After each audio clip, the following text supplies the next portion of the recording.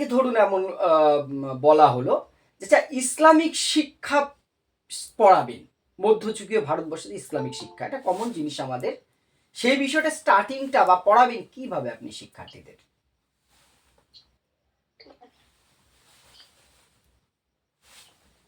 Islamic শিক্ষাটা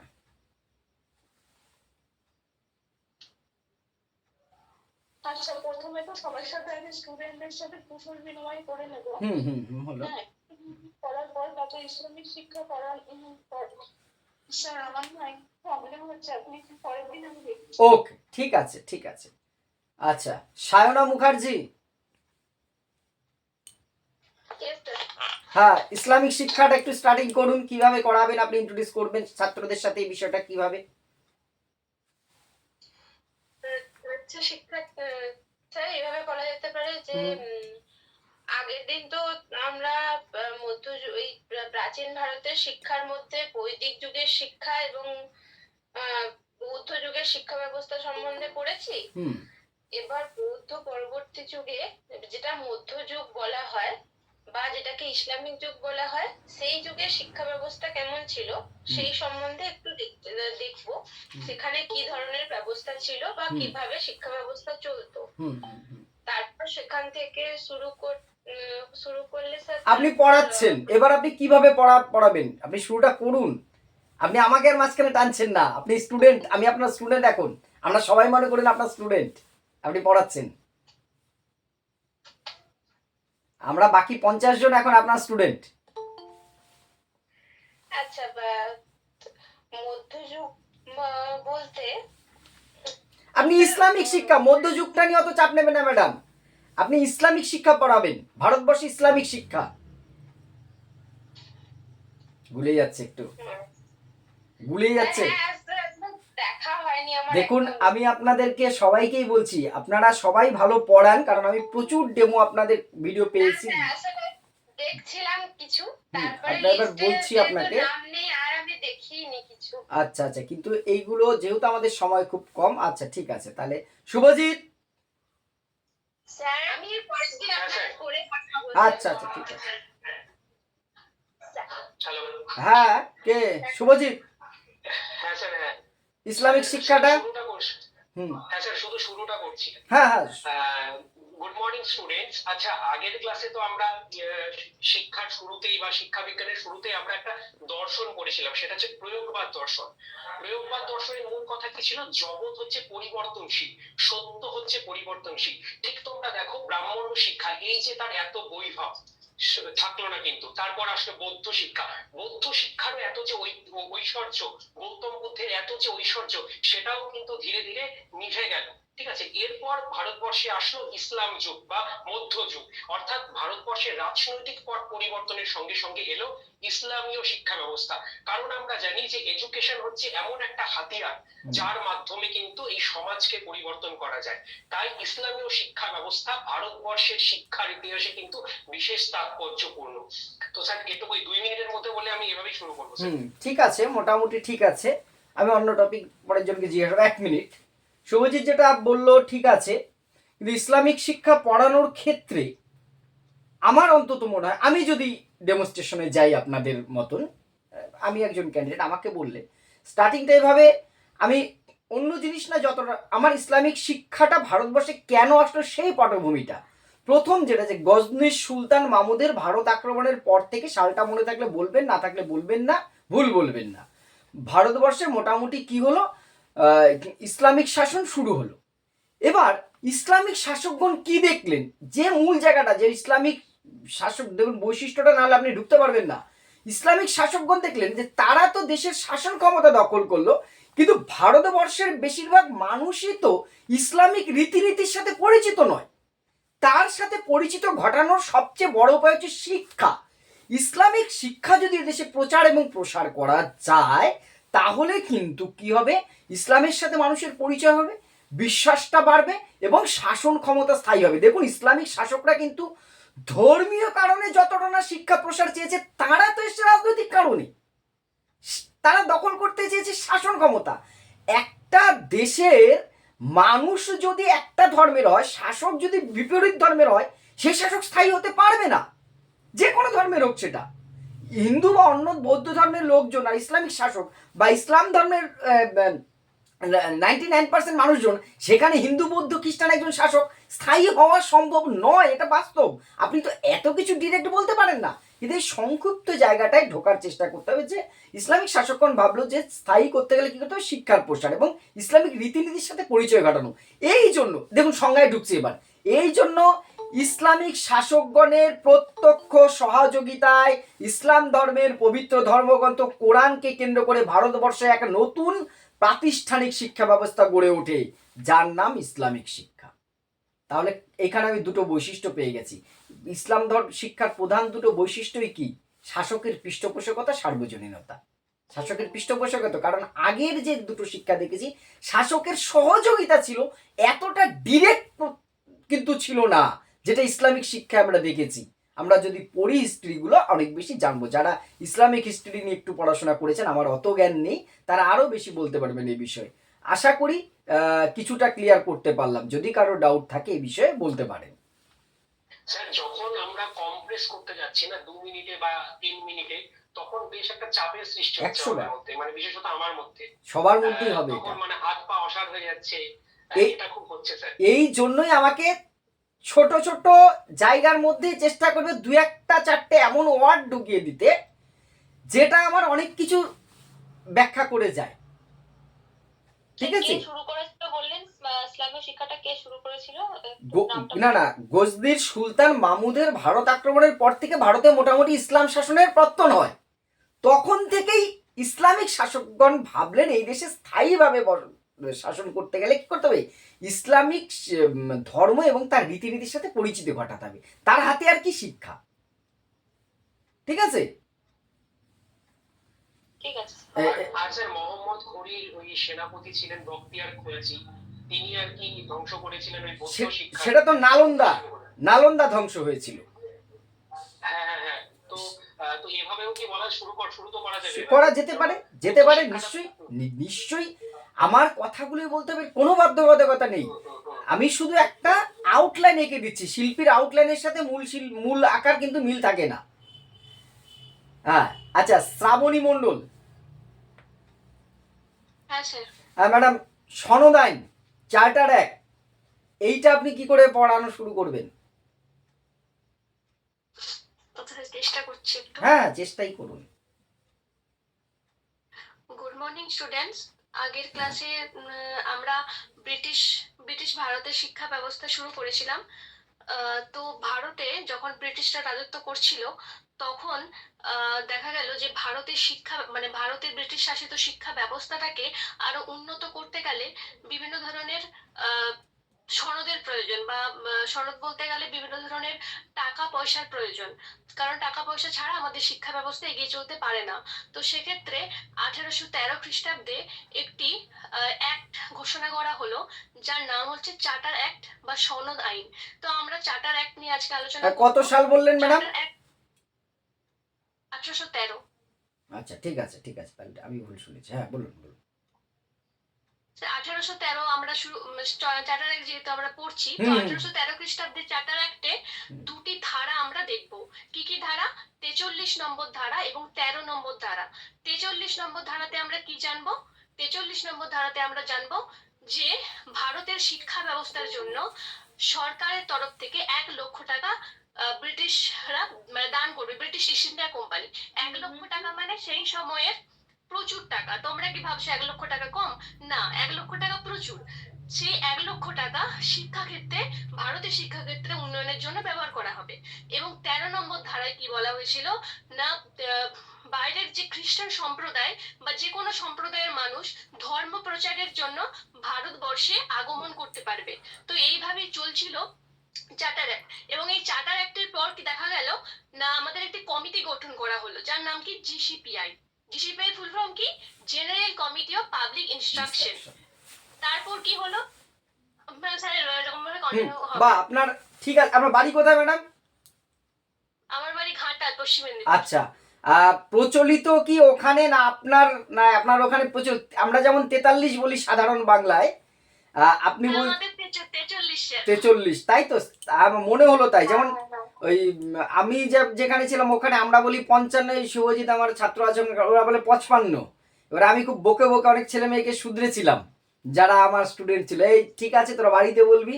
43টা আমার খুব কানে বাজছিল। এবার যদি আপনার আঞ্চলিক ভাষায় এটা বলে থাকেন সমস্যা নেই, কোনো অসুবিধার কিছু নেই। আর একটা শুধু কারেকশন আমার মনে হলো যে 13 নং ধারায় যেটা, সেখানে কিন্তু সরাসরি ধর্মের কথা, মিশনারিদের কথা বলা হয়নি।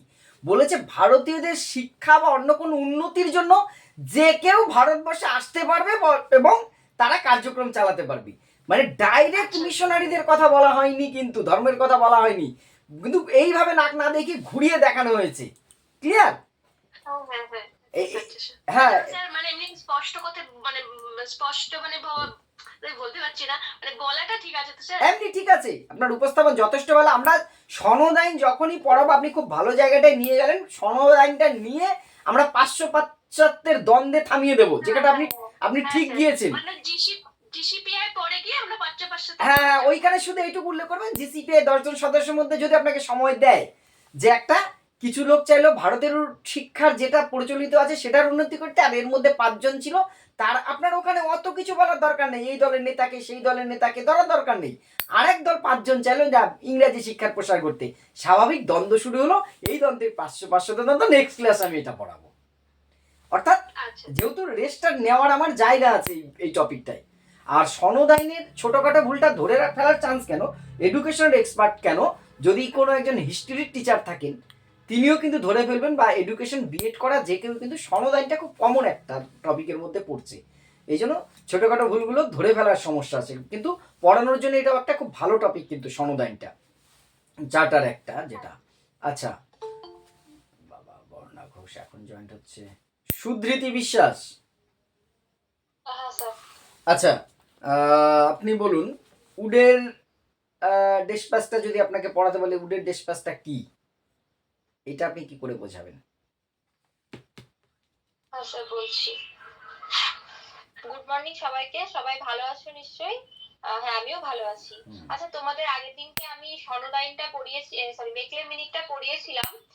সেখানে আমরা দেখেছিলাম যে প্রাচ্য পাশ্চাত্যের দ্বন্দ্বের পরে আমাদের মেকলে মিনিট মেকলে তিনি একটি আইন করেন, এবং সেখানে আমরা দেখলাম যে 1935 সালে 2 ফেব্রুয়ারি তিনি ইংরেজি ভাষার মাধ্যমে আমাদের শিক্ষাটা চর্চা হওয়া উচিত, এটাই ছিল তার মূল কথা। এবং যেটা পাশ্চাত্যের দ্বন্দ্বে যেটা মূল ছিল সেটা হচ্ছে কিছু সংখ্যক লোক হচ্ছে প্রাচ্য শিক্ষার জন্য টাকা ব্যয় করার কথা বলেছিল, এবং কিছু সংখ্যক পাশ্চাত্য শিক্ষার জন্য টাকা ব্যয় করার কথা বলেছিল। তো এটা আমরা পড়েছি, এবং এর পরেই 1854 সালে এই যে টালমাটাল অবস্থা হয়েছিল, সেখান থেকে শিক্ষাকে একটি ভালো জায়গায় বা একটা ভালো পরিস্থিতিতে আনার জন্য 1854 সালে চার্লস উড ভারতের শিক্ষা ব্যবস্থার সামগ্রিক পরিচালনা করার জন্য বোর্ড অফ কন্ট্রোলের সভাপতি তিনি ছিলেন, এবং তিনি তৎকালীন যে গভর্নর ছিলেন লর্ড ডালহৌসির কাছে একটি একটা দলিল পেশ করেন। এবং সেই দলিলে ছিল হচ্ছে আমাদের যে ভারতীয় শিক্ষা ব্যবস্থা সেটা সামগ্রিক মূল্যায়ন করা, এবং তিনি মূলত প্রাথমিক শিক্ষাটাকে বেশি গুরুত্ব দিয়েছিলেন, এবং সরি স্যার উচ্চ ভুলে গেছি প্রাথমিক। ঠিক আছে, আপনি যে স্টার্টিংটা করেছেন মোটামুটি এই অবধি ঠিক আছে।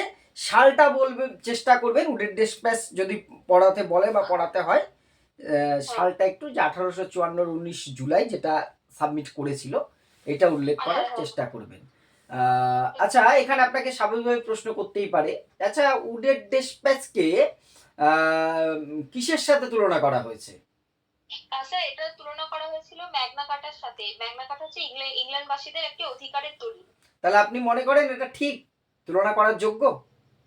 না স্যার একদমই না। কেন নয়?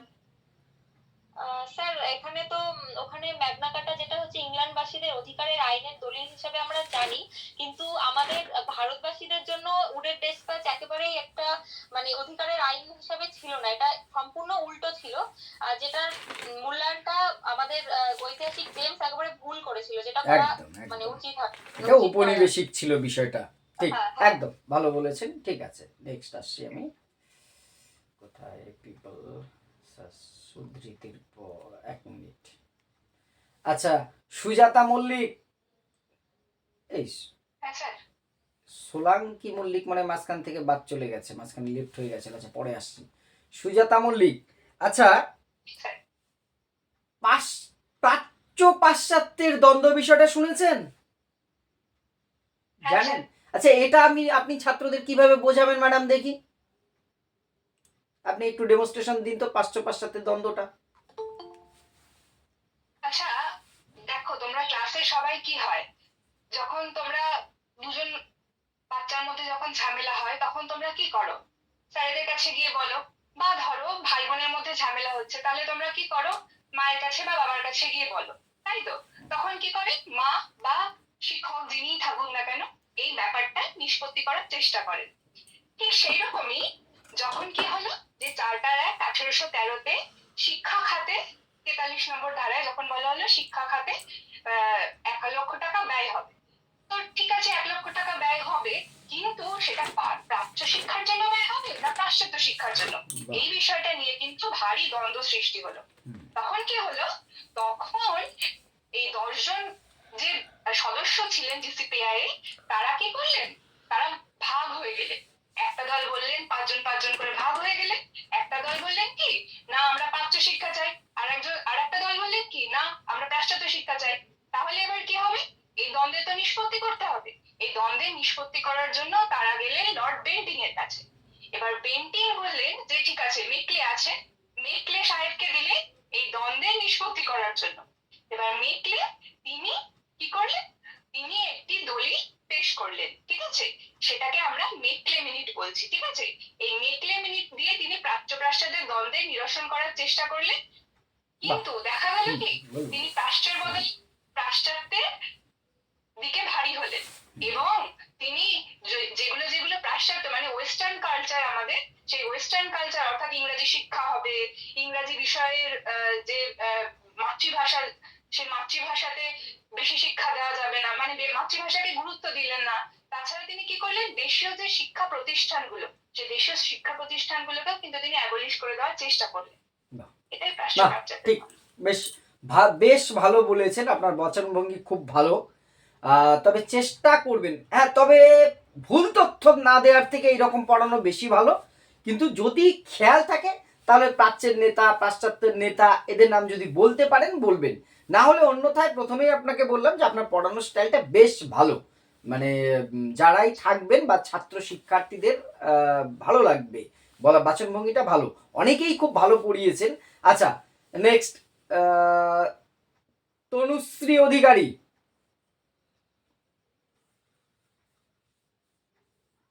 অনকল আছে।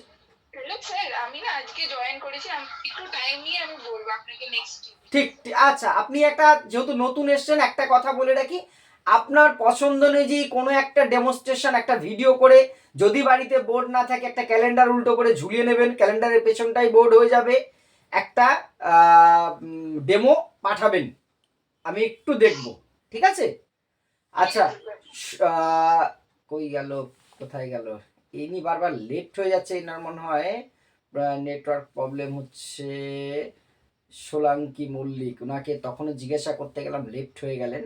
আচ্ছা মোটামুটি সবাইকেই কিন্তু আমি চেষ্টা করেছি একবার করে, আমি বলেছিলাম অন ক্যামেরায় ডেমোটা করতে, অনেকে অন ক্যামেরা করেছেন, অনেকে অফ ক্যামেরা করেছেন, এবার নতুন পুরনো মিলিয়ে কেউ কেউ বাকি গেছেন।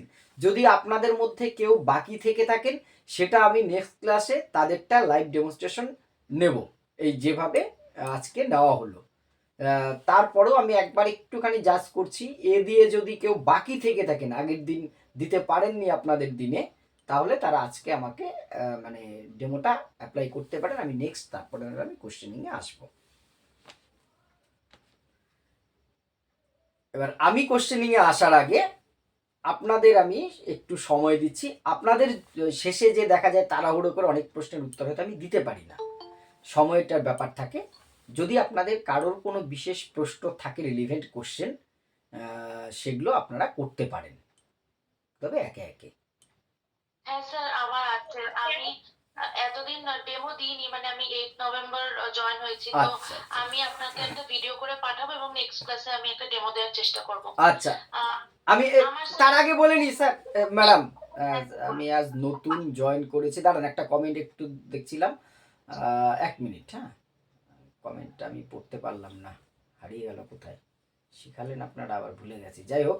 হ্যাঁ, যেটা আপনি ডেমো আপনার খুশি মতো আপনি আমাকে পাঠান, কোনো অসুবিধা নেই, কিন্তু আমি এই যে লাইভ ডেমো যেটা জিজ্ঞাসা করছি না, এটা কিন্তু আমি আমার থেকে জিজ্ঞাসা করব। একটা তো আপনি আপনার পছন্দে পাঠাচ্ছেন, কিন্তু একটা আমি আমার পছন্দে জিজ্ঞাসা করব, সবাইকে তাই করছি, যাতে হ্যাঁ, আপনি দুভাবেই প্রস্তুত থাকেন। ওকে, হ্যাঁ, স্যার। ঠিক আছে। স্যার বলছি, আমার একটা কোশ্চেন ছিল, হ্যাঁ বলছি যে আমরা যদি বোর্ডে, আপনি যে সেই এর আগের দিনকে একটা বাংলাতে লিখেছিলেন তারিখ, বিষয় এগুলো, হ্যাঁ, তো আমরা যদি সেটা ইংলিশে লিখি, সাবজেক্ট, সেমিস্টার, ডেট এরকম, তাহলে কি কোনো অসুবিধা আছে? না না, কোনো অসুবিধা নেই, এটা আপনার স্বাধীনতা আছে, নিয়ে কোনো চাপ নেবেন না, ঠিক আছে। আচ্ছা স্যার। আর আরেকটা কথা হচ্ছে যে মানে আমার যেহেতু 2023-এ বিএড কমপ্লিট হয়েছে, হুম হুম তারপর থেকে আমি বাড়িতেই আর কি টিউশন পড়াচ্ছি, আর এমনি আমার একটা অন্য লাইব্রেরি সায়েন্সের একটা কোর্সে আমি ভর্তি আছি। হুম হুম হুম, তো যেহেতু আমি 11-12 কখনো টিউশন পড়াইনি, হুম। তো ওরা যদি আমাকে জিজ্ঞেস করে ইন্টারভিউ বোর্ডে যে রেস্ট অফ ইয়ার, মানে এই টাইমটা, মানে এই গ্যাপিংটাতে আমি কি করেছি, তো সেটাতে আমার উত্তর কি হবে? আপনি সত্যিটাই বলবেন, যা করছেন সেটাই বলবেন, ঠিক আছে। দেখুন, মিথ্যে কিছু বলতে গেলে, আপনি যদি মিথ্যে কিছু বলেন আমি এটা করেছি, তাহলে সেটার সম্বন্ধে আপনাকে কিছু জিজ্ঞাসা করলে আপনার কিন্তু তথ্য দিতে হবে। হ্যাঁ, না না, আমি বলছি যে আমি কি 11-12 টিউশনই পড়িয়েছি এটা বলতে পারি, নাকি ছোটদের যেরকম পড়াই হ্যাঁ, সেটাই? ছোটদের পড়াচ্ছেন, আমার বাচ্চাদের পড়াতে ভালো লাগে, আমার বাচ্চাদের আচ্ছা। পড়াতে ভালো লাগে, আর আমার একটু আর্থিক সহায়তাও হয়, সেটা বলবেন। শুধুমাত্র ভালো লাগার জন্য নিশ্চয়ই আমরা পড়াই না, মানে না না। সেটাও একটা মিথ্যে বলা হয়ে যাবে, হ্যাঁ হ্যাঁ হ্যাঁ। তাই তো, দুটোকে মেনশন করুন। আচ্ছা, বেশ কটা কমেন্ট অনেকে করেছেন, পড়লাম, যারা যারা নতুন হয়েছেন অনেকে। স্যার বলছি, টিউশন পড়ানোটা কি বলা যাবে? হ্যাঁ, বুঝতে পারছি না ম্যাডাম আপনার কথাটা, আরেকবার। স্যার একটু বাইরে আছি তো, নেটওয়ার্ক এসব প্রবলেম হচ্ছে। আহ, স্যার একটা কথা জিজ্ঞেস করবো স্যার? হ্যাঁ বলুন স্যার, বলুন। স্যার বলছি ডেমোর বৃদ্ধি বিকাশটা করতে চাই, তাহলে কি শুধু বৃদ্ধি নিয়ে আলোচনা করবো, না বৃদ্ধি বিকাশ তাহলে দুটোই উপরে লিখতে হবে, যে তাহলে আজকে বিষয় এইবার বৃদ্ধি বিকাশ? দেখুন, আপনি কি পড়াতে চাইছেন তার উপরে ডিপেন্ড করছে। আপনি বৃদ্ধি বিকাশের সম্পর্ক পার্থক্য পড়ালে সেটার কিন্তু একরকম হবে, সেখানে বৃদ্ধি বিকাশ দুটোকেই টানবেন। যদি আরেকটা করতে পারেন, বৃদ্ধিটাও একটু বলতে পারেন, বিকাশটাও একটু বলতে পারেন, সেটাই বেস্ট ক্লাস হবে। আপনি তাহলে বৃদ্ধি ও বিকাশ এমন লিখবেন, তাহলে স্যার টপিকটা তখন বৃদ্ধি ও বিকাশ। বৃদ্ধি ও বিকাশ। আপনি গ্রোথটা একটুখানি বলবেন, কিন্তু বৃদ্ধিটা হচ্ছে শুধু দৈহিক ক্ষেত্রে না হয়ে মানসিক, সামাজিক, নৈতিক সমস্ত দিকের যে উন্নতি হয়, আপনি উদাহরণ টানছেন, এগুলো তো জানেন। এই যে যখন দুটোকে পড়াচ্ছেন, তখন তাহলে আমি বৃদ্ধি ও বিকাশ, শুধু বৃদ্ধি বা শুধু বিকাশ নয়, এটাই সবচেয়ে বেস্ট হবে। যদি আপনার আপনার চুজের পড়াতে হয়, সেখানে আপনি শুধু বৃদ্ধি বা শুধু বিকাশ না লিখিয়ে বৃদ্ধি ও বিকাশটা লেখাই সবচেয়ে ঠিক হবে বলে আমার অন্তত মনে হচ্ছে। ওকে, আর কারো কোনো হ্যাঁ, আচ্ছা 1 মিনিট, শ্রাবণী মণ্ডল, সুজাতা দুজন বলছেন। আচ্ছা, শ্রাবণী আগে বলুন, পরে সুজাতা বলুন।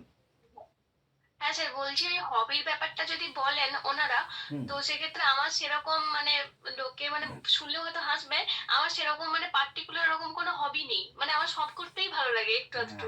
তো সেক্ষেত্রে আমি স্যার কি হবি বলবো আমি বুঝতে পারছি না, যদি কোশ্চেনটা মানে একটু এইটা খুলে তো দেন। ম্যাডাম খুব একান্ত ব্যক্তিগত বিষয়, আমার পছন্দের জায়গাটা, তাই তো।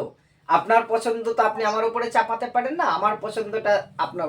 দেখুন, আপনার নিশ্চয়ই কোনো ভালো লাগার জিনিস আছে, আপনি নিজে হয়তো এতগুলো বিষয় ভালো লাগা ওই। না, আমার যেমন মানে হবি মানে যদি ভালো লাগে একটা বিষয়, সেটা হচ্ছে যেমন মোবাইল খুলে অনলাইন ক্লাস করা, মানে এটা খুবই ভালো লাগে। তো স্যার এটা কি বলা যাবে? তাহলে এটা আপনি বললে তো স্যার প্রচুর কাউন্টার কোশ্চেন আসবে। আসবেই তো, এই জন্যই তো বলছি। তাহলে আপনি পার্টিকুলার বলতে পারেন যে সাধারণ জ্ঞান বা এগুলোর জানার আমার খুব আগ্রহ, আগে বই দেখে পড়তাম, এখন ওই খান স্যারের ক্লাস করি, সেটা কিন্তু একটা জায়গায় আপনি পার পেয়ে যেতে পারেন। কিন্তু আচ্ছা আচ্ছা, ঠিক আছে। কিন্তু আপনি নির্দিষ্ট চেষ্টা করবেন যত বেশি নির্দিষ্ট জায়গাটাকে যত চাপিয়ে আনবেন আপনার মঙ্গল। আমি সবাইকে উদ্দেশ্য করে বলছি কথাটা। একজন মানে ম্যাডাম বলছেন যে কুকিং, কিন্তু কুকিং কি বলা যাবে? কেন যাবে না, কেন যাবে না? আপনার পছন্দের থাকতে পারে না, রান্না করতে পছন্দ, এটা একটা হবি হতে পারে না? এখনকার যুগে এটা করে মানুষ প্রফেশন হিসেবে নিচ্ছে। ফুড ডেলিভারি, আপনার যে হোম কিচেন করে সেটা ফুড ডেলিভারি করে স্বনির্ভর হয়ে যাচ্ছে মানুষরা। সবাই সরকারি চাকরি পাবো বা করবো, করতে পারতে কোনো ব্যাপার নেই না। আপনার হবিটাকে আপনি একটা জিনিস মাথায় রাখবেন, যত বেশি চাপিয়ে আনবেন আপনার তত বেশি সুবিধা হবে, যত বেশি ছড়িয়ে বসবেন আপনি সমস্যায় পড়বেন। ঠিক আছে? এবার স্যার ওই খান স্যারের কথাটা বললে স্যার প্রচুর কাউন্টার কোশ্চেন আসবে, তো আমি স্যার ঠিক করেছি কুকিংটাই বলবো। বলুন, অসুবিধা নেই। রান্না বান্না নিয়ে আপনাদের আর কি এমন প্রশ্ন করবার, তা তো পারবেন। হ্যাঁ, আচ্ছা, আরেকজন বলছিলেন শ্রাবণী। হ্যাঁ, সুজাতা মন্ডল, বলুন বলুন। স্যার বলছি যে আপনি আগে বলেছিলেন স্যার যে আচ্ছা, সাইবুর জামান আপনার কাছে আসছি আমি। হ্যাঁ বলুন।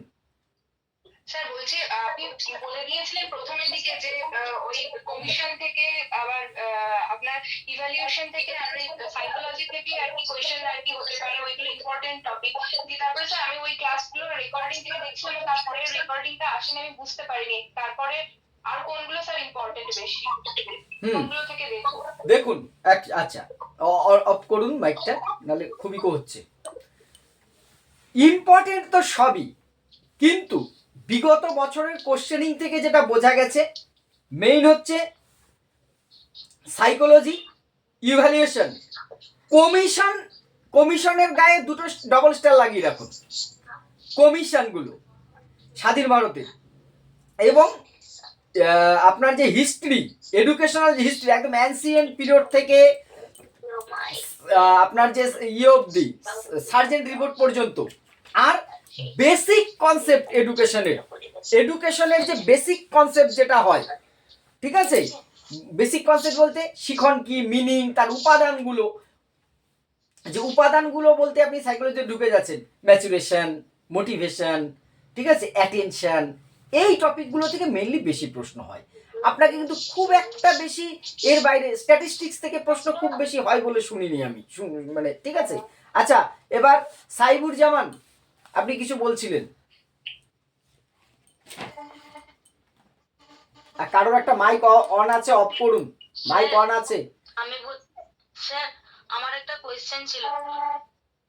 সাইবুর জামান তো? Hello sir. হ্যাঁ স্যার। হ্যাঁ হ্যাঁ বলুন। উনি অনেকক্ষণ ধরে বলবেন বলছে, বলুন। হবি ব্যাপারটা যেটা হবি ব্যাপার যেটা, তো আমার অ্যাকচুয়ালি হবি হচ্ছে যে সত্যি কথা বলতে যে সমস্ত বাচ্চাগুলোকে আমি রাস্তায় খালি পায়ে দেখি বা ক্ষুধার্ত পেটে দেখি, তো তাদেরকে সেই মানে জীবন উন্নয়নের সাথে সাথে আমি শিক্ষা দিতে আমার খুব মানে ইচ্ছে হয়। কিন্তু সত্যি কথা বলতে আমরা তো এখন বেকার, তো সেইখানে আমি ইকোনমিক দিক থেকে মানে পেরে উঠি না, কিন্তু আমি মনের দিক থেকে খুবই কষ্ট পাই। এবং সেটা আমার লক্ষ্য যে যদি কখনো আমি ইকোনমিক দিক থেকে সচ্ছল হতে পারি। বুঝলাম ম্যাডাম, আপনাকে কাউন্টার প্রশ্ন করছে। আপনার হবিটা খুব পছন্দ হলো, খুব ভালো কাজ করেন আপনি। আচ্ছা, আপনার আর্থিক সমস্যা থাকতেই পারে, কিন্তু এখনো কোনো শিশুকে আপনি কোনো এনজিওর দ্বারস্থ হয়ে সহযোগিতার চেষ্টা করেছেন? কোনো এনজিও বা যারা এইগুলো কাজ করে তাদের সাথে যোগাযোগ করেছেন?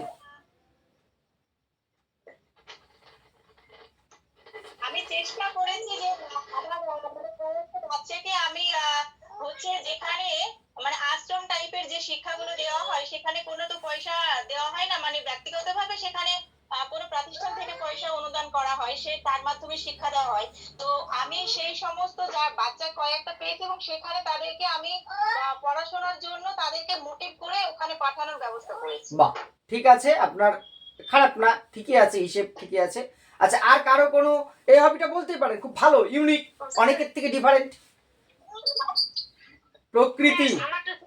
হ্যাঁ, এই দুজন তিনজন বললে খুব সমস্যা। হ্যালো স্যার বলছি যে যদি হিস্ট্রি অফ এডুকেশন থেকে আমাকে বলা হয় যে কিছু একটা দেওয়া মানে ইয়ে করার জন্য পড়ানোর ডেমনস্ট্রেশন। জন্য, হ্যাঁ, তাহলে কোন টপিকটাকে বাছা উচিত বলে মনে হয় আপনার, যে মানে ভালো হবে এই টপিকটাতে উপরে ইয়ে করলে, ডেমনস্ট্রেশন করলে? সবচেয়ে আপনি বৈদিক শিক্ষা, বৌদ্ধ শিক্ষা, ইসলামিক শিক্ষা, ঠিক আছে, খুব আচ্ছা পয়েন্ট ভিত্তিক। আর দেখুন আমাদের এডুকেশন ম্যাক্সিমাম টপিকগুলো পয়েন্ট ভিত্তিক। যত পয়েন্ট ভিত্তিক আলোচনা নেবেন আপনার পড়াতে সুবিধা হবে, মানে ধাপে ধাপে এগোতে পারছেন।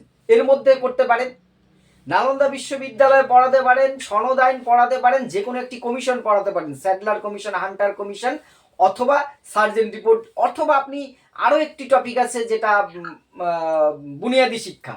এইবার দেখুন এর মধ্যে থেকে ভাবুন আপনার কমফোর্ট জোন কোনটা।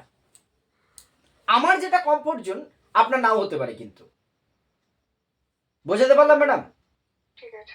আমি হয়তো ব্রাহ্মণ শিক্ষাটা পড়াতে বেশি কমফোর্ট ফিল করছি, কিন্তু আপনার মনে হচ্ছে না, আমার মনে হচ্ছে উডের ডেসপ্যাচটা পড়ানোটাই ভালো। এই কটা টপিক আছে, এর বাইরে আপনি যাবেন না, আমার এটাই আপনার অনুরোধ রইল। এর মধ্যে আপনি কমফোর্ট জোন, যেমন সনদায়ন একজন বললেন পড়াবেন, তার সিলেকশনটা কিন্তু খুব ভালো, সনদায়নটা পড়ানোর জন্য বেশ ভালো একটা টপিক। আর আপনি তিনটে শিক্ষা, ব্রাহ্মণ, বৌদ্ধ, ইসলামিক শিক্ষা, খুব ভালো টপিক, কিন্তু এর মধ্যে থেকে কম্পেয়ার করা যাবে।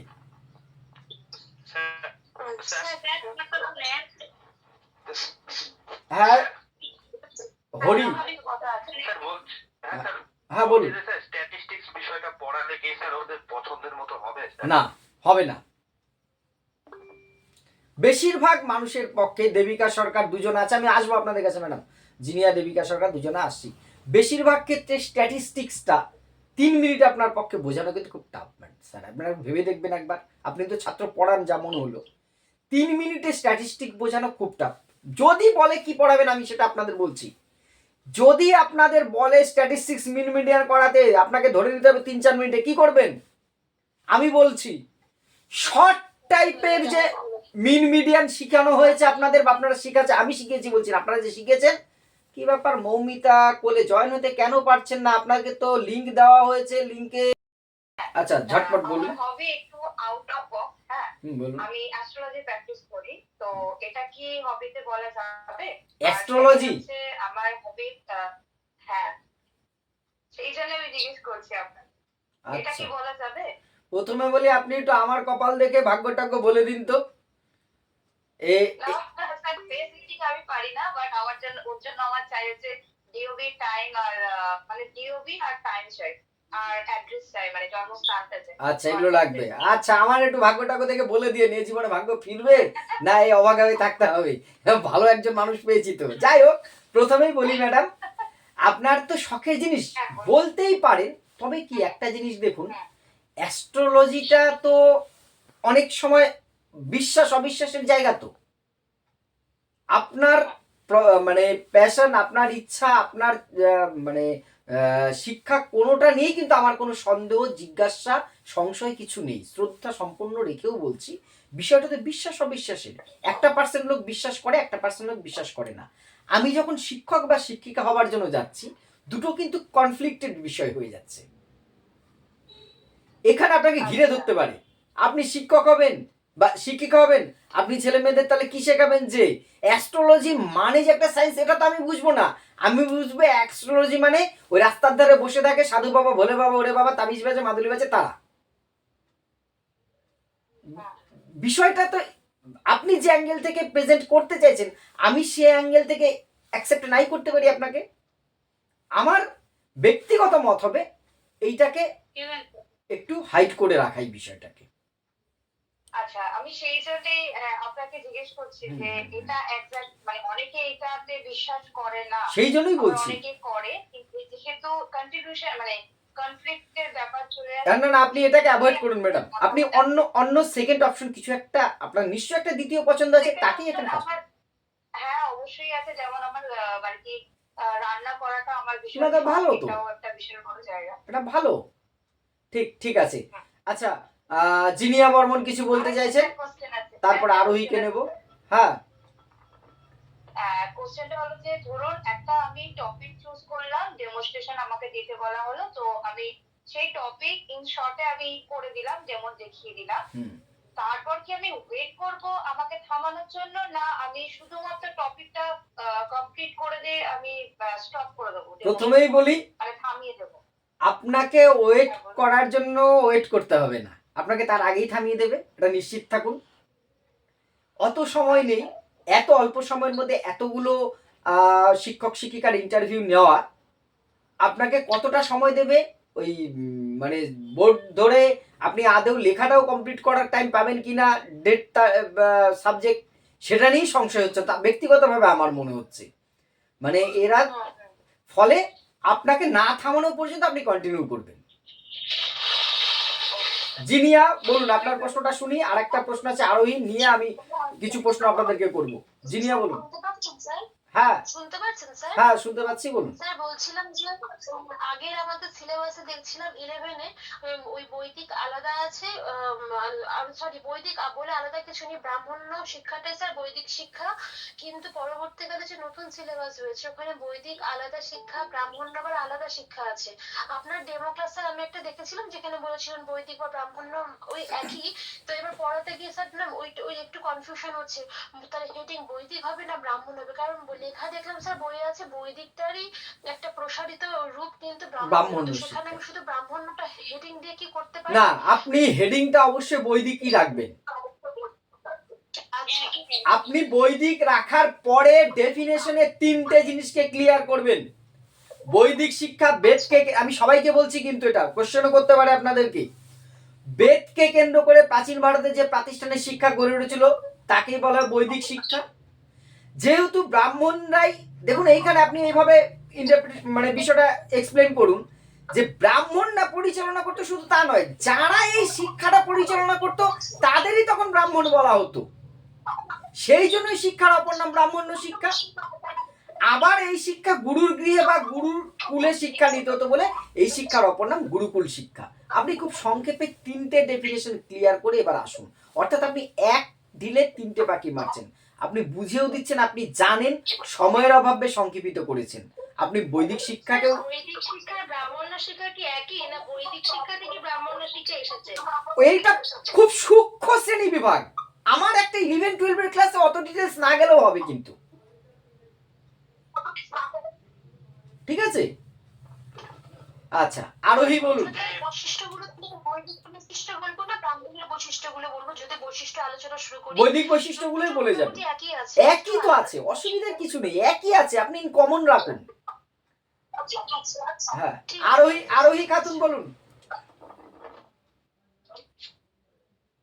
স্যার আমার একটা কোয়েশ্চেন ছিল। বলুন আরোহী খাতুন বলুন। হ্যাঁ, আমার হবি হিসেবে যদি আমি সেলাই করতে ভালোবাসি, যদি ওটা বলি তো কেমন হবে? ভালো হবে তো, এইসব কাজ তো এখন নেই প্রায়। একটু কি কি সেলাই ডিজাইন জানেন বলে দেবেন? নাইটি বানাতে পারি, বাচ্চাদের ফ্রক বানাতে পারি। ওরে বাবা ম্যাডাম, আপনি অনেক কিছু জানেন, এটাকেই বলে যে রাধে সেও চুল বাঁধে। বাহ, খুব ভালো। বলতেই পারেন ম্যাডাম, কোনো অসুবিধা নেই, খুব ভালো তো। আমার ভালো লাগ, দেখুন ভালো লাগাটা আমার পার্সোনাল জায়গা, সেটা সমাজ বহির্ভূত না হলেই হয়েছে। এখন আমার ভালো লাগে ওই বিপিন বাবুর কারণ সুধাকে রাস্তায় পড়ে থাকতে, সেটা তো আমি বলতে পারি না যে আমার হবি সন্ধে হলে খেয়ে দিয়ে পড়ে থাকি। সমাজ, আমি বলে দেবো আপনাকে। আচ্ছা ঠিক। হ্যাঁ মৌমিতা কিছু বলছিলেন, বলুন। আমি একটা স্কুলে এখন স্পেশাল এডুকেটর কাজ করছি। তো এই ব্যাপারটা কি আমি বলতে পারি নাকি যে জিনিসটা না অ্যাভয়েড করে যাওয়াই বেটার? না বলবেন না কেন, এটা ভালো কাজ করছেন তো, ভালো কাজ করছেন তো। হ্যাঁ সোলাঙ্কিকে 2বার ডেকেছি, আজকে পাইনি। আমি এটা বাইরে আছি এজন্য বলতে পারছি না, মাঝে মাঝে লেফট হতে হচ্ছে স্যার, সরি। না আমি বুঝতে পেরেছি, আমি বলছিলাম সেটা, ঠিক আছে। আচ্ছা এবার আমি একটু বলবো। স্যার আমার একটা কোশ্চেন, হ্যাঁ আমার বলুন একটা বলুন, প্রশ্ন ছিল। হ্যাঁ বলুন। হ্যাঁ স্যার, আমি বলছি যে স্যার বর্তমানে আমাদের যে মানে সেমিস্টার সিস্টেম, তাতে যে 11 এবং মানে সরি মানে সেমিস্টার 1 এবং 3 যে মানে এমসিকিউ কোয়েশ্চেন এবং সেমিস্টার 2 এবং সেমিস্টার 4 যে এসএকিউ কোয়েশ্চেন টাইপ হয়েছে, এতে যদি বলে এরকম যে এটা কি ঠিক কি ভুল, এতে আপনার মতামত কি বলুন। মানে সেমিস্টারে আরেকবার সেমিস্টারে কি যে এমসিকিউ প্রশ্নটা? হ্যাঁ, 1 আর মানে ফার্স্ট সেমিস্টার 1 এবং সেমিস্টার 3 তে তো আমাদের হুম। এমসিকিউ কোশ্চেন আছে। হ্যাঁ আমি আর বলছি আপনাকে, বলছি আমি আমার অভিজ্ঞতার কথা বলেছিলাম আপনাকে। আমাকে ইন্টারভিউতে তখন তো সেমিস্টার আসেনি, কিন্তু এই প্রশ্নটা আমাকে হ্যাঁ সোলাঙ্কির কাছে আসবো, আমি কিছু বলার অপেক্ষায় আছি, দেখা যাক। এবার আমি চাইছি আপনাদের ডাউটগুলো আগে ক্লিয়ার করতে, এই জন্য আপনাদের প্রশ্ন আজকে আগে নিলাম, আমি অন্যদিন তো পড়িনি। আপনি যেটা প্রথমে একটা জিনিস কিন্তু মাথায় রাখবেন, আমি অনেকবার বলেছি, আপনার রাজ্য সরকার বা যে সরকার চলছে তার 100টা সিদ্ধান্তের 100টাই আপনি বিরোধী হতে পারেন, আপনার মতদর্শ যাই হতে পারে, কিন্তু ইন্টারভিউ বোর্ডে যে ওখানে যে 3 ইডিয়টের সেই কি বলে রাজু রস্তগি হওয়া যাবে না, যে রইল আপনার চাকরি আমি অ্যাটিটিউড নিয়ে চললাম, সেটা হওয়া সম্ভব নয়। এদের হ্যাতেই হ্যাঁ, এদের নাতেই না আমাকে করতে হবে, কিছু করার নেই। অর্থাৎ সরকারি সিদ্ধান্তকে বিরোধিতা আমি করব না, এটা একদম সিম্পল একটা বিষয় মাথা রাখবেন। যা হয়েছে হ্যাঁ ভালো হয়েছে, ঠিক আছে এমসিকিউ, হ্যাঁ আপনি সাজেশন করুন যে এইটা হলে আরেকটু ভালো হয়। যেটা আমি বলেছিলাম যে মোবাইল কেনার জন্য 10,000 টাকা, আমি জানি এটা আমরা কেউ সাপোর্ট করি না, কিন্তু সেখানে আমি তবু সাপোর্ট করছি যে হ্যাঁ ঠিক আছে। সাথে আপনি এটাকে মেনশন করুন যে এসে যে অ্যাপ্লিকেশনগুলো এমন বাধ্যতামূলক করে দাও, এডুকেশনাল অ্যাপ্লিকেশন ছাড়া 2 বছর অন্য কিছু মোবাইল ইনস্টল করা যাবে না। ঠিক তেমনই এমসিকিউ হোক, প্রয়োজনে নেগেটিভ মার্কিং রাখা হোক, ওকে? আপনি বিরোধিতা করতে যাবেন না। হ্যাঁ, আরোহী দেবিকার প্রশ্ন নিয়েছি, সোলাঙ্কির প্রশ্নটা নিয়ে আমি আসবো। আপনি বলুন সোলাঙ্কি ম্যাডাম, কিছু অনেকবার হাত তুলেছেন। হ্যাঁ স্যার, বলছি যে টপিক কি স্যার ওনারা বলে দেবেন? তাহলে তো খুব সমস্যায় পড়বো, এমন একটা টপিক যদি দেয়। দেখুন আমরা ধরে নেব ওনারাই দর্শন থেকে বললে তো কিছুই পারবো না স্যার। শিক্ষা দর্শন থেকে কেন পারবেন না, এই আগের থেকে না কেন? স্যার, ওটা পুরো মাথার উপর দিয়ে যায় দর্শন। দর্শন মাথার ওপর দিয়ে যাক আর পায়ের নিচ দিয়ে যাক, কোনো চাপ নেবেন না, একটা তো পারবেন দর্শন। প্রকৃতিবাদে তো কিছু নেই।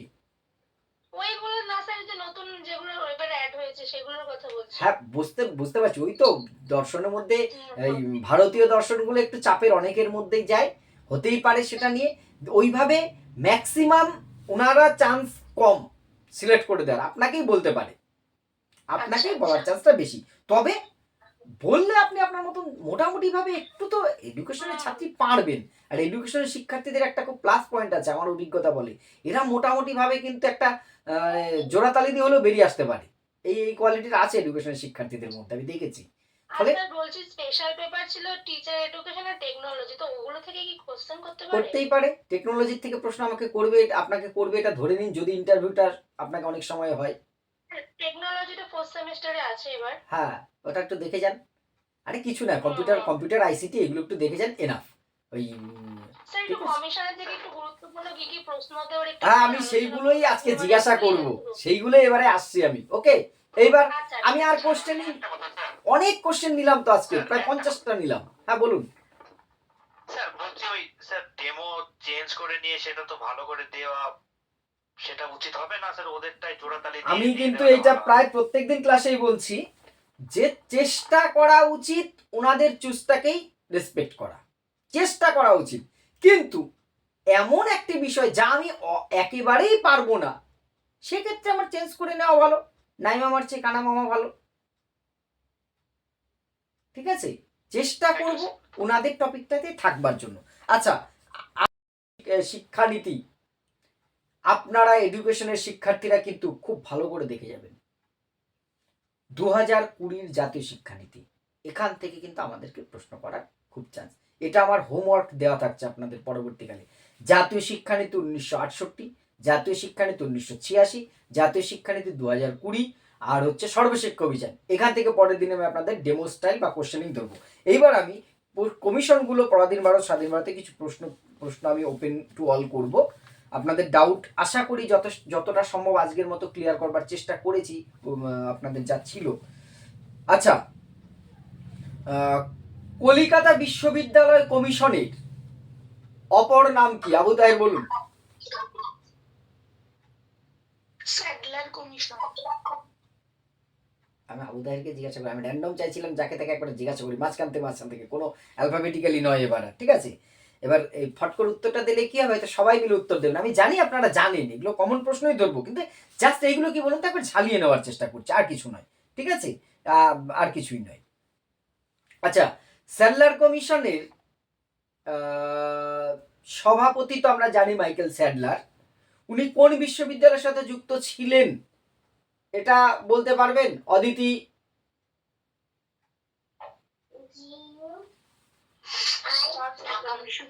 হ্যাঁ, স্যার ঢাকা বিশ্ববিদ্যালয়। না, উত্তরটা কিন্তু ভুল হলো।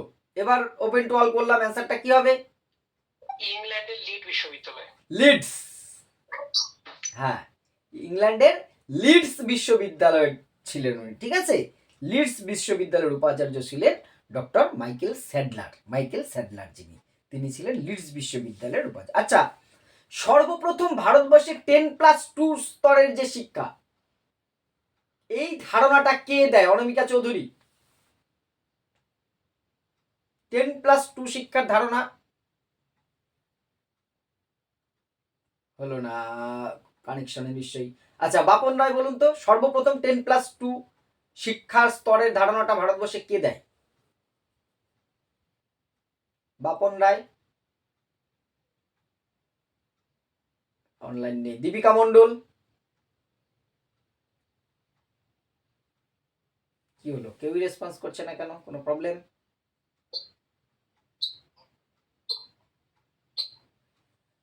দীপিকার কাছ থেকেও পেল। আচ্ছা, ফিরোজ আহমেদ, সর্বপ্রথম 10+2 স্তরের ধারণা কে দেয়?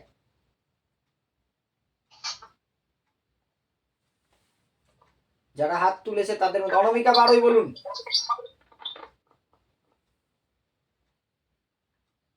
অনামিকা বারোই, সাউন্ড আসছে না।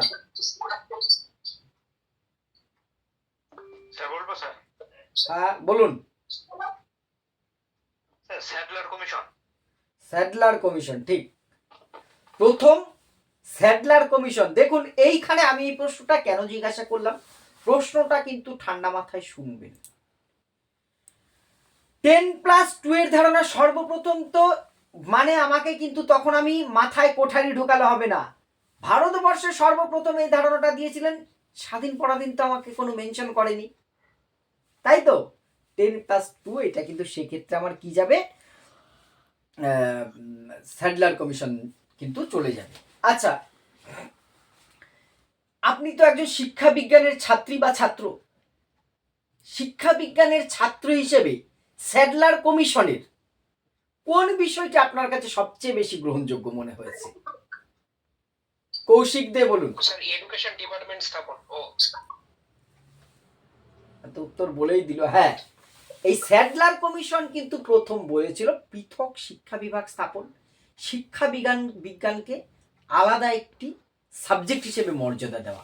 এডুকেশনের ছাত্র হিসেবে এই প্রশ্নটা কিন্তু আমাদের কাছে আসার সম্ভাবনা আছে।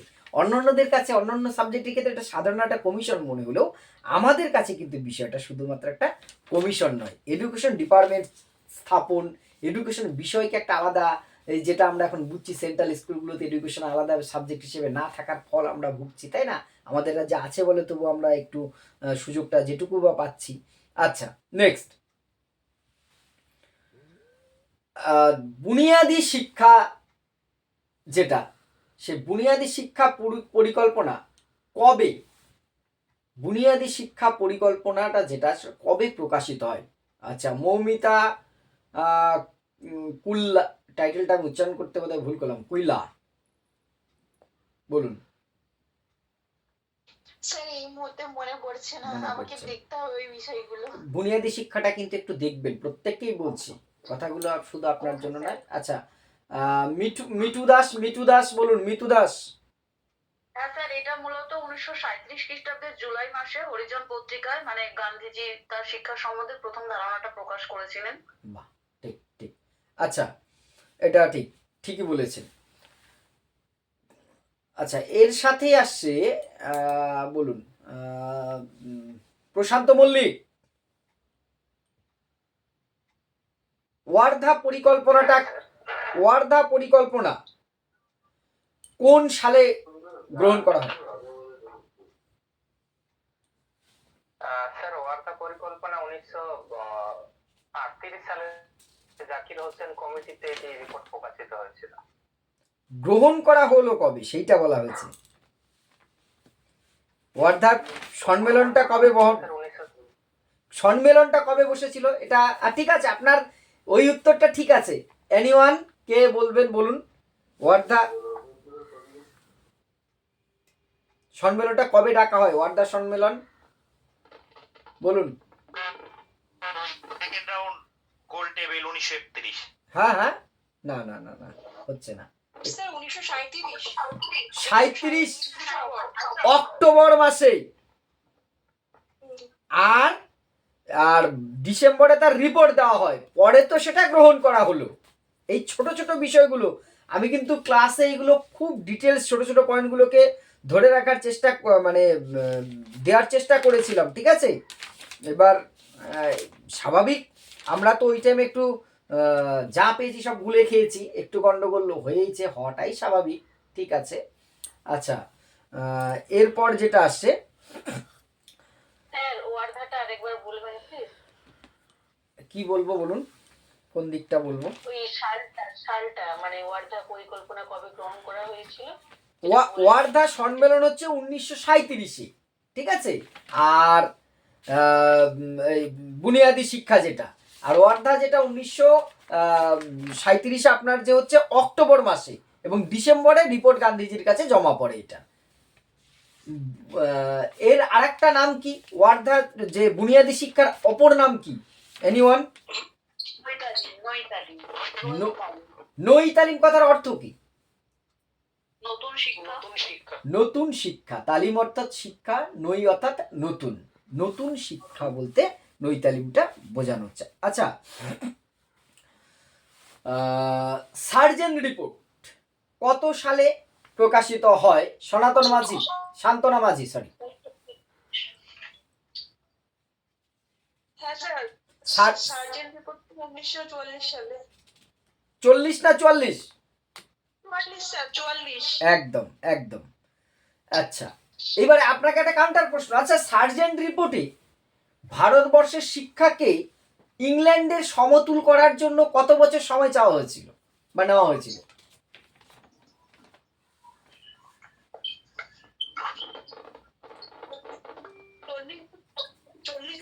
ইয়েস, 40 বছর সময় নেওয়া হয়েছিল, ঠিকই আছে। আচ্ছা, আরো প্রশ্ন আসছে। আচ্ছা, এবার আসছি, এক মিনিট। আচ্ছা, পারমিতা বলুন, জাতীয় শিক্ষানীতি 1986 তো নিশ্চয়ই আপনি পড়েছেন বা জানেন। বলুন তো, চাকরি থেকে ডিগ্রিকে বিচ্ছিন্নকরণ বিষয়টা কি?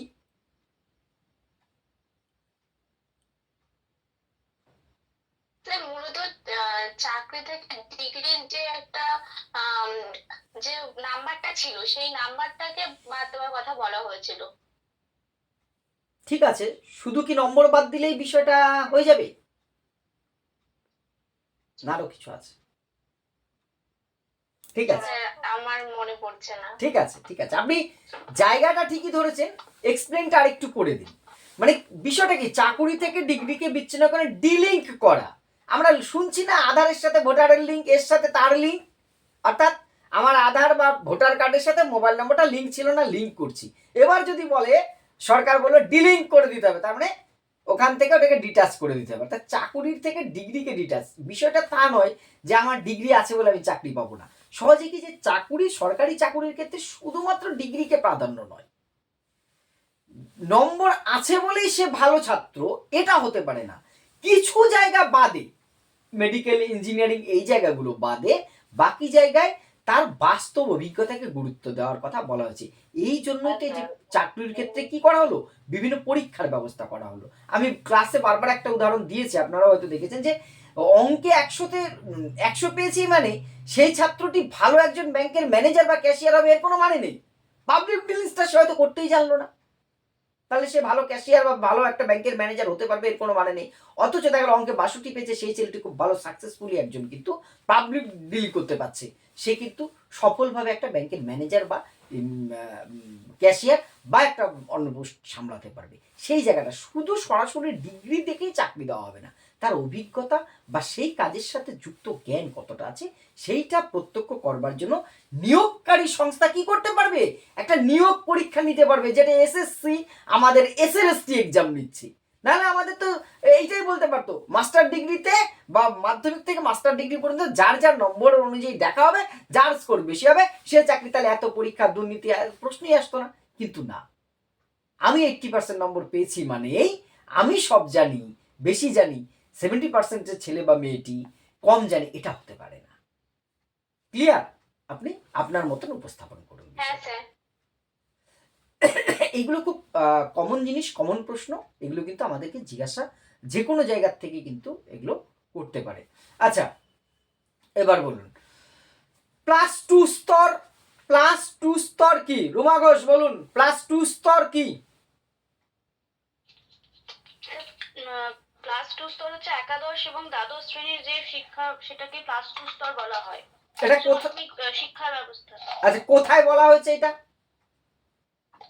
+2 স্তরের কথা স্যার স্যার বলছি। পারবেন? চেষ্টা করুন। সার্জেন্ট রিপোর্ট না, দেখুন +2 স্তর হিসেবে গুরুত্ব পেয়েছে এটা কিন্তু প্রথম কোঠারি কমিশনে। হ্যাঁ, 10+2 এর কথা বলা হয়েছে, পৃথক +2 স্তর হিসেবে এটা কিন্তু বিশেষভাবে হাইলাইট করেছে কোঠারি কমিশন। পরবর্তীতে জাতীয় শিক্ষানীতিতে বলা হয়েছে +2 স্তর বলতে একাদশ দ্বাদশ শ্রেণী, সম্পূর্ণ ঠিক বলেছেন, বা উচ্চ মাধ্যমিক স্তর সেটাও বলতে পারেন, কিন্তু এটা কোঠারি কমিশনে বিশেষভাবে কিন্তু মেনশন করা হয়েছে। ওকে, আচ্ছা স্যার আমার প্রথম ক্লাস, আমি ও, আপনাকে যদি আচ্ছা। হোয়াটসঅ্যাপে আমার ডেমোটা দিই, আপনি একটু যদি নিশ্চয় এটা দিতে হবে, প্রত্যেকেই প্রায় পাঠিয়েছেন। যারা নতুন এসছেন তাদেরকে আবারও একবার বলছি, আপনারা বাড়িতে একটা ডেমো প্র্যাকটিস করে আমার পার্সোনাল হোয়াটসঅ্যাপে আপনারা পাঠাবেন। আমি স্যার আমি সাইকোলজি থেকে লার্নিংটা চুজ করেছি, সেটা কি ঠিক হবে? খুব ভালো টপিক চুজ করেছেন, খুব ভালো টপিক চুজ করেছেন, বাস্তব উদাহরণ আছে, করতে পারেন। বেশিরভাগই আপনাদের চুজ ভালো, যদি কারোর চুজটা খারাপ হয় আমি চেষ্টা করব তাদেরকেও বলে দিতে অল্টারনেটিভ, যেটার বদলে আপনি চেষ্টা করুন এটা করতে, আপনার চুজিংটা ভালো। হ্যাঁ, আর যারা নতুন এসছেন প্রত্যেকেই বলছি একটা ডেমো আমাকে পার্সোনাল হোয়াটসঅ্যাপে পাঠাবেন। তার সাথে এটুকু বলি, যদি দেখেন 3 দিন 4 দিন হয়ে গেছে আমি কোনো কারণে রেসপন্স করিনি, আরেকবার আমাকে রিমাইন্ড দেবেন, কারণ সারাদিনে এত মেসেজ আছে, অনেক ক্ষেত্রে হয়তো আমি দেখলাম সবসময় তো ডেমোটা দেখা যাচ্ছে না, আমি হয়তো কাজের মধ্যে ঠিক আছে পরে দেখছি, তার মাঝখানে দেখা গেলো 20-30টা নম্বর থেকে মেসেজ চলে এসছে, নিচে চাপা পড়ে যাচ্ছে, আর হয়তো আমার দেখা হয়ে উঠছে না। কারো কারো ক্ষেত্রে এই অভিযোগ মানে এটা হয়েছে, আমি এই অভিযুক্ত, আমি স্বীকার করতে কোনো তো দ্বিধা নেই, সেক্ষেত্রে আপনি একবার আমাকে নক করে দেবেন। ওকে, আচ্ছা স্যার বলছে আমারও ডেমো পাঠানো হয়নি, আমিও তাহলে আপনাকে পাঠাবো, আমি আগের দিন থেকেই জয়েন করেছি। হ্যাঁ হ্যাঁ হ্যাঁ, তো পাঠিয়ে আমি দেবেন, তাহলে আপনাকে পাঠাবো। পাঠিয়ে দেবেন, আমি একটু দেখে দেবো। কিছুই না, আমি দেখবো মানে বিরাট কিছু উদ্ধার হয়ে যাবে তা নয়, কিন্তু তবুও যদি আমার চোখে অন্তত কিছু ছোটখাটো ভুল ধরা পড়ে। হ্যাঁ স্যার, টপিকটা ঠিক আছে কিনা এটা আপনি একটু দেখে ঠিক আছে, আপনারা যারা পাঠাননি বা আগেরও যারা আছেন যদি না পাঠিয়ে থাকেন আমাকে এখনো পাঠিয়ে দেবেন পার্সোনালি, আমি নিশ্চয়ই দেখে দেওয়ার চেষ্টা করব। আচ্ছা, এবারে বলুন, দাঁড়ান 1 মিনিট।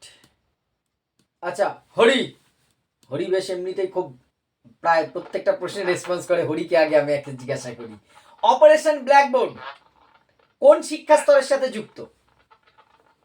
প্রাথমিক শিক্ষা স্তরের সঙ্গে। প্রাথমিক শিক্ষা স্তরের সাথে যুক্ত, এটা কেন গ্রহণ করার কারণ কি? স্যার ওই টাইমে স্যার ভারতবর্ষে প্রাথমিক শিক্ষা স্তরের শিক্ষা ব্যবস্থা খুবই ন্যূনতম মানের ছিল, সেটাকে বৃদ্ধি করার জন্য অপারেশন ব্ল্যাকবোর্ড চালানো হয়। এখানে অপারেশন কথাটা গুরুত্ব বোঝাতে ব্যবহার করা হয়, আর ব্ল্যাকবোর্ড কথাটা একটা টুল হিসাবে, শিক্ষার উপাদান বা সংকেত হিসেবে ব্যবহার করা হয়। ঠিক আছে, দেখুন আপনাকে আমি প্রশ্নটা সেকেন্ড প্রশ্নটা করার একটাই কারণ, আপনি কিন্তু একদম সঠিক উত্তর দিয়েছেন, কিন্তু আপনাকে প্রথম প্রশ্ন করা হলো অপারেশন ব্ল্যাকবোর্ড কোন স্তরের সাথে যুক্ত। আমি হরিকে বলছি মানে শুধু হরিকে বলছি তা নয়, সবাইকেই বলছি। কিন্তু অপারেশন ব্ল্যাকবোর্ড প্রাথমিক শিক্ষার সাথে যুক্ত, একদম সঠিক উত্তর। এখানে আপনার আর কোনো উত্তর দেওয়ার জায়গা ছিল না, ওইটুকু উত্তর দেওয়ার জায়গা ছিল।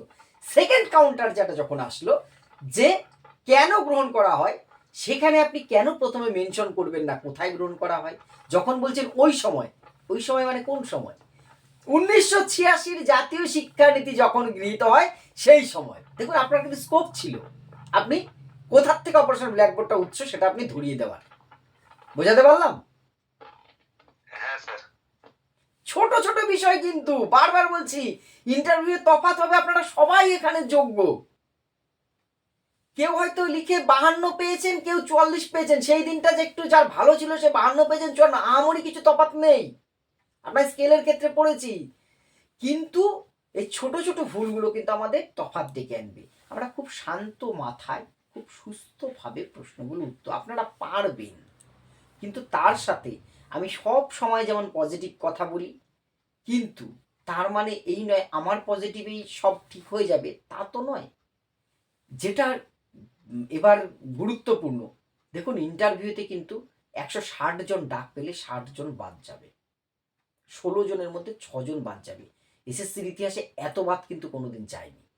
1:1.2, 1:3, লাস্ট 1:4 এসেছিল, 1:4, এবার 1:1.6। 10 জনে 16 জন ডেকেছে।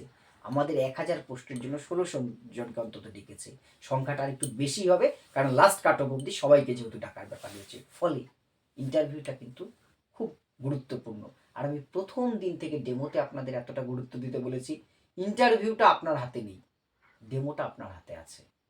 এইটাকে কিন্তু আপনাকে গেম চেঞ্জার করতে হবে। ছোট ছোট ভুল আপনাদের হচ্ছে, এই ভুলগুলো থাকবে না। এখন অনেকটা সময় আছে, প্র্যাকটিস যেভাবে আপনারা করছেন সেভাবে করুন, ডেমোটাকে ফোকাস করুন। ইন্টারভিউ সাবজেক্টের বাইরে যে প্রশ্নগুলো, আমি আগের দিন বলছিলাম SIR যেটা এখন চলছে, খুব রানিং ইস্যু, তো একটু জেনে যাবেন খুব ভালো করে। এর সম্বন্ধে তথ্য অ্যাভেলেবেল ইন্টারনেটে, এখন গুগল বাবাজি আছে, ইউটিউব বাবাজি আছে, আপনারাও জানেন, সবাই ফর্ম ফিল আপ করেছেন আপনারা।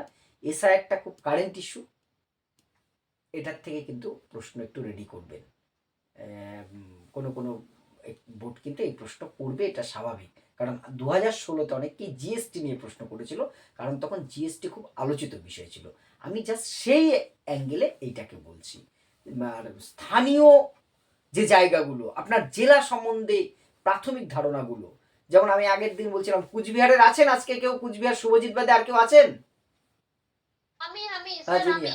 3 বিঘা করিডর, জয়ী সেতু, হ্যাঁ স্যার। এগুলো একটু জেনে যাবেন। ছিটমহল বিনিময়, আচ্ছা আচ্ছা। কারেন্ট ইস্যু কিন্তু আপনাদের। হ্যাঁ, কোন সেতু বললেন, কি বললেন? আপনাদের কুচবিহারে রয়েছে ওয়েস্ট বেঙ্গলের সবচেয়ে দীর্ঘতম ব্রিজ কোনটি, সেতু কোনটি?